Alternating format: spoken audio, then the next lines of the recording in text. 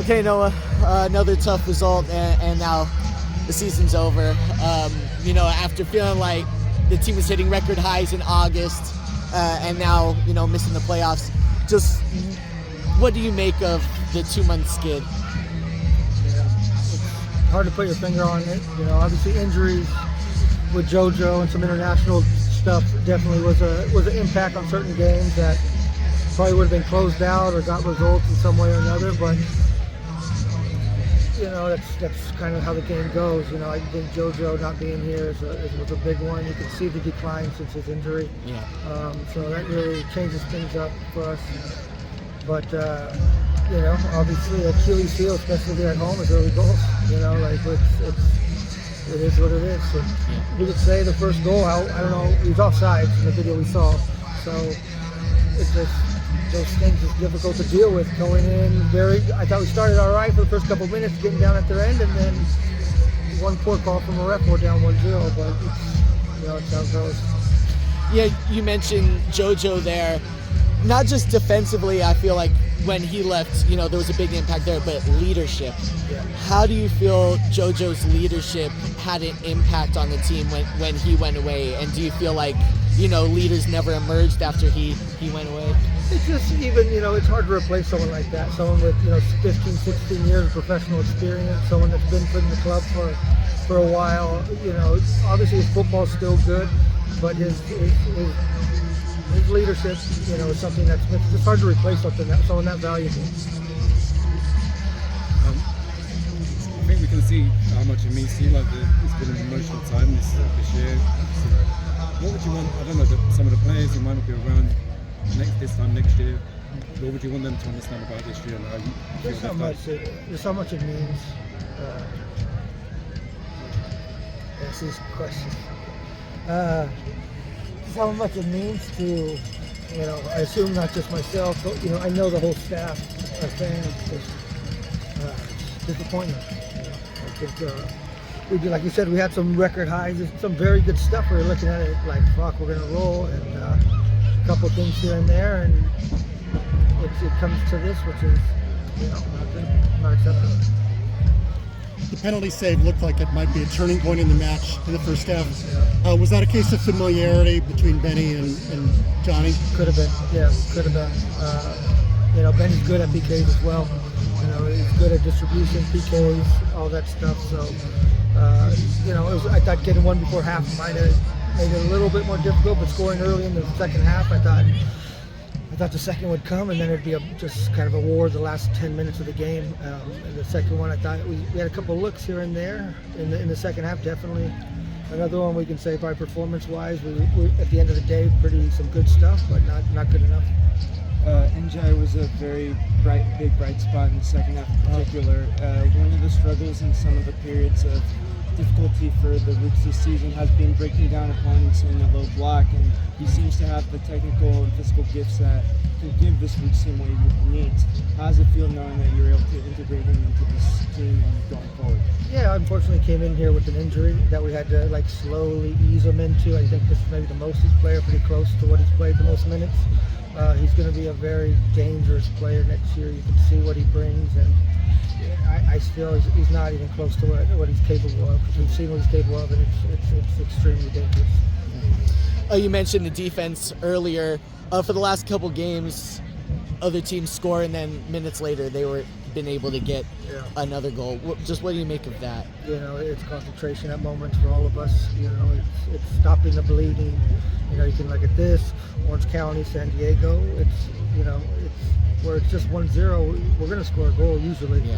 It's now it came to the end where we're giving up goals. I think we ended the season with 9 shutouts. We probably had 9 shutouts, 60% of the season. We probably was already at 9 shutouts. Yeah. So that's something. It's difficult. Yeah, it's peculiar. Earlier in the season, it's statistically one of the best defenses for a while. Just what do you think kind of changed there in that identity? I think there's a lot of, a few different things going on there. Changing players in and out a little bit. I think international guys had some heavy duty on them as well. I think just after Gold Cup. It was hard for them to recover. I think a little bit. It's mentally, physically. I think they did some good stuff, but we could see how much they were flying, and that's how the game is now. Especially when you get these players at the high level of the Hackshaws and Tamakis. Those guys, they play the games here, and then they travel like crazy, and then they go to war for their country. And I don't know if you guys watched the Trinidad game last night, but it was a tough game over there in the conditions. So, just working on integrating them better and figuring out, getting that right from us. This may be me projecting a little bit, but do you think the USL could do a better job of planning around the international schedule? I think it's pretty obvious, right? Like the last game of the season, your top players are not available. So, yeah, I think that's something that should be looked at. I think they're working on it. I hope they're working on it, but it was not, not having them and even them just being able to be depth on the bench for certain things. It was great to see the 5-1-0 guys, and Etzker almost had a chance in there, and I thought Luis was some dangerous at times throughout this run at the end, and they'll continue to be a big part of this, and so will Project 5-1-0. So that was the plus of it, but it's hard replacing a Hackshaw and a Tamakis. Obviously, it's not gone the way you would have wished. What do you say to the players at the end of the season? I'm not a huge talker after games like this. Everyone's super emotional. Today's going to be very emotional as well. It's going to be, this is going to hurt us for a while. It's going to sting. There's no way about it. But I love them. We'll take a couple days and look at some stuff, and then start having some meetings and do some training after the season, and then they'll be able to go home to their families or wherever they go in the off season. But I can't. What they gave, you could see them emotionally, and at halftime it was like, it's not fucking over, boys. We're in this. Let's go. And how they came out in the second half, I thought just shows a little bit of their character. Have you given any thought to putting together next year's team and what you need from this team? What kinds of players that you're looking for? Yeah. Well, it's a constant process. You're always preparing for the future. Obviously, we had to replace Otar with 18 goals, right? And I think we got 19 or 20 with Johnny and Pilates, somewhere around there. I think 12 and 9, 21 maybe. Yeah. So that was something to do. But I think just overall, lifting our quality, lifting our versatility as well, being prepared for players at international breaks. Depth in the team. I'll also give the 5-1-0 players that are going to probably get pro contracts or academy contracts into the mix and getting them minutes, because there's some good players as well. So after 2 seasons of back-to-back, not just making the playoffs, also making it to the second round, how do you think you'll be able to get this group to bounce back for next season to try and make it 3 and 4 seasons? Right. Yeah, I think the win total pretty similar to last year, if not the same. It's those little things. I think a couple results here and there. It's just like we're fighting for 5th right now. It's something that crazy. So it's obviously something we don't want to happen, but hopefully it's a motivator for the guys that are at the back and the new guys that are in. That's every single point during a 34 game season is going to make a difference. One point I want to talk about is just when Formello was sent away, he's still one of the leading goal scorers on the team statistically. What do you think made it difficult with the attack once Formello was gone? Because you guys didn't replace his goals.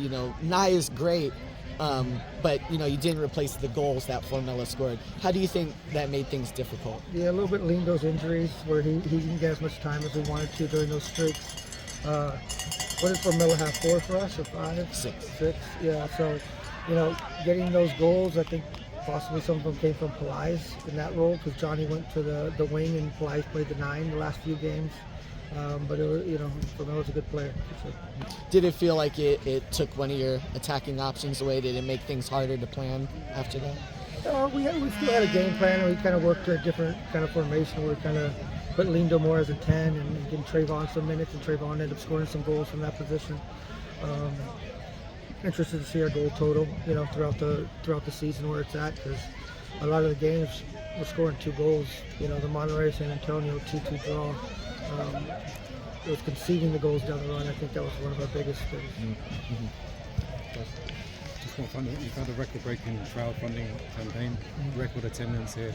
Yeah. Anything you want to say to the fans? No, you can just see the club growing so much, and the support of the fans and the front office and everything.